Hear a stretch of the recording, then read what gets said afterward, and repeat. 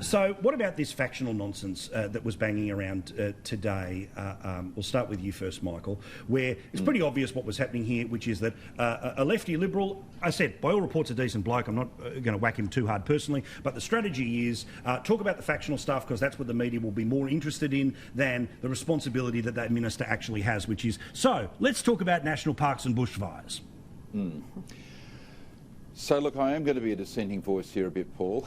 I know Matt Kean extremely well, and he's no lefty. He's an economic rationalist, and they are doing a major investigation in New South Wales about fuel loads going forward. But I think the point Mr. Kean was trying to make was that he's, as the world decarbonises, he wants Australia to take opportunities to be able to do more in relation to renewables. He's not anti-coal, he doesn't want to close any coal mines, he just sees a commercial opportunity with Australia doing more in relation to renewables in our domestic economy. Now, perhaps, in the current framework, in the current heightened atmosphere, anything which is seen to be a criticism of the Prime Minister is blown out of all proportion. We'll come to that a bit later, how disgraceful the attacks on Scott Morrison have been. But I think the context of what Matt Kean was saying was basically in relation to renewables. He wasn't trying to actually have a go at Scott Morrison. He's a supporter of Scott Morrison, as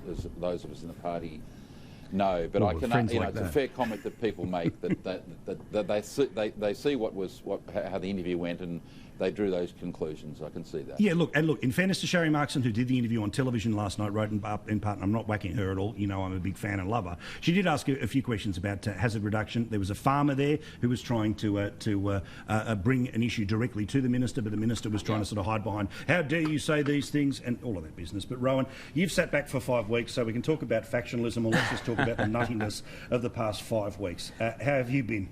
Very depressed by what we've seen from the ABC, from a lot of the media. We can get into that in a sec, but I've just got to say, Michael Kroger, what a load of twaddle from the beginning to the end. I'm sorry, mate. Love you dearly, but I've never heard so much rubbish from one person.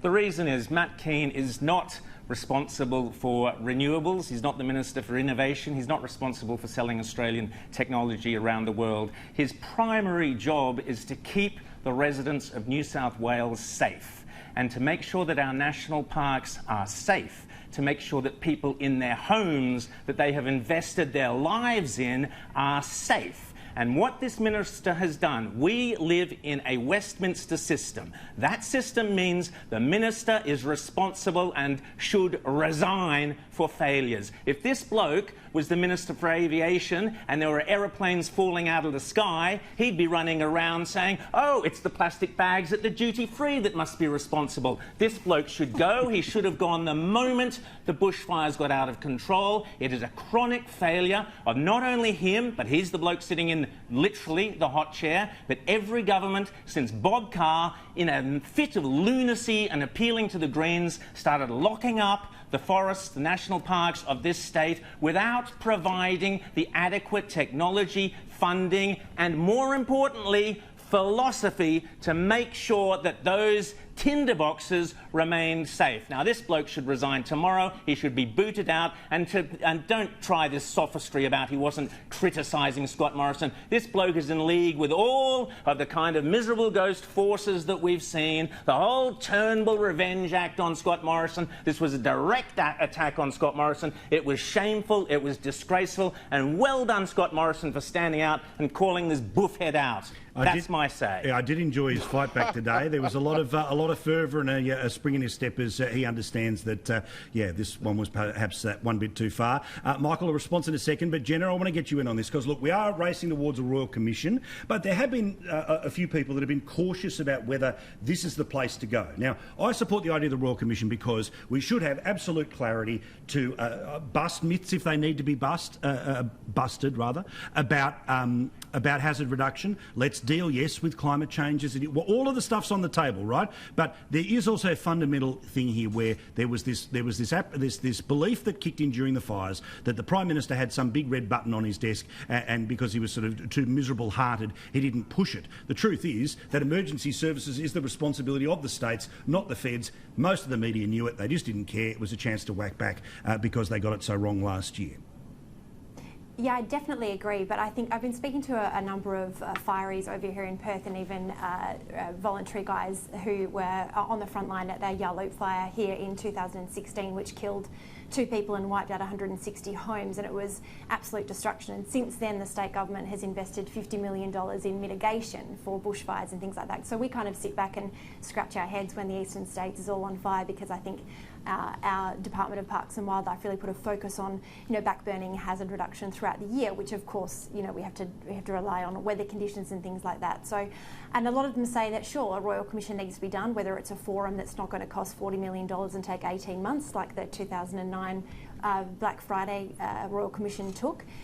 They would just kind of want to know where to go from here and how to learn. So maybe there is a COAG of fire and emergency services crews getting together as opposed to pollies, and let the frontline guys deal with it and then present an argument moving forward. Yeah, one of the opinion pieces that offered some scepticism on this ran on the Union Super newsletter site, which is the New Daily, which says we've had 57 bushfire inquiries. Another one won't tell us a single thing we don't already know. So, Michael, the truth is that there is so much.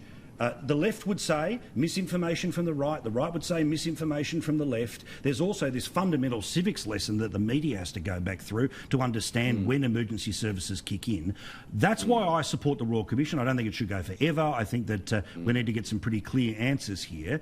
But what's your sense about the way forward and what we need to learn and what everyone needs to understand about the difference between state and federal government in Australia? So let's get to the heart of the issue of what's been happening in Australia in the last month, and I'll reply to Rowan's outburst in a minute. But this whole notion, Paul, that somehow Scott Morrison is responsible for this is one of the great lies. We're coming to the great lie of the last few months. This is an utter absurdity, and how this has got, I've been away for a few weeks, but reading the papers online and overseas, how this has got any kind of, strength at all, when in fact the state governments, as we know, ever since we've been kids, state governments are in charge of their own state domestic fire services, etc., emergency services, etc. They're in charge of fighting fires, not the federal government. But somehow this narrative started that somehow was Scott Morrison's fault. This happened because, of course, he was overseas, and etc., etc. We know that. But this is the great lie of the modern era. The bottom line in relation to the Royal Commission is this.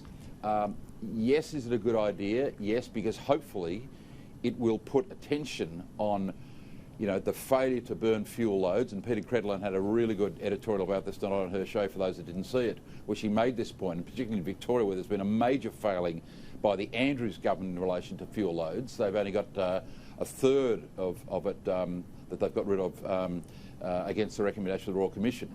But